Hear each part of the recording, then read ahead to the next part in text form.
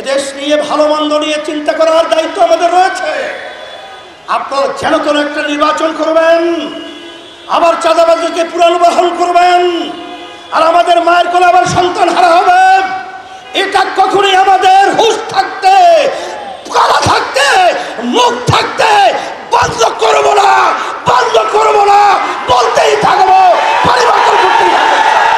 যারা এক সময় মৌলবাদীদের পক্ষে বক্তৃতা করতেন, এখন তারা মৌলবাদীদের বিপক্ষে বক্তৃতা করার কারণটা কি? এর কারণটা কোথায় জানেন?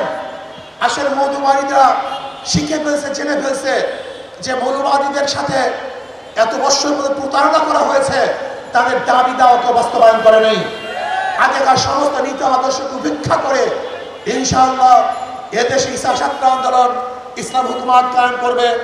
আর আমি মনে করি আগামী নির্বাচন পিআর সারা নির্বাচন, ফ্যাসিস্টদের পুনর্বাসন, এইটাই আসলে বাস্তবতা। পিআর সিস্টেমে নির্বাচন চাই, যাতে দ্বিতীয়বার ফ্যাসিস্ট এদেশে আর সৃষ্টি না হতে পারে।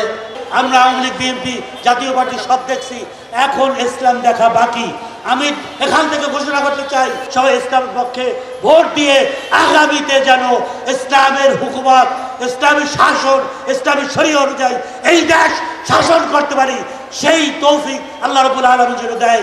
এবং এই দেশবাসী ইসলামকে জয় দেখতে চায়, আমরাও দেখতে চাই, ছাত্রভাইরাও দেখতে চান, সাংবাদিক বন্ধুরাও দেখতে চান, সবাই দেখতে চান। আসুন আগামী দিনের ইসলাম এদেশে কায়েম হোক রাষ্ট্রীয়ভাবে।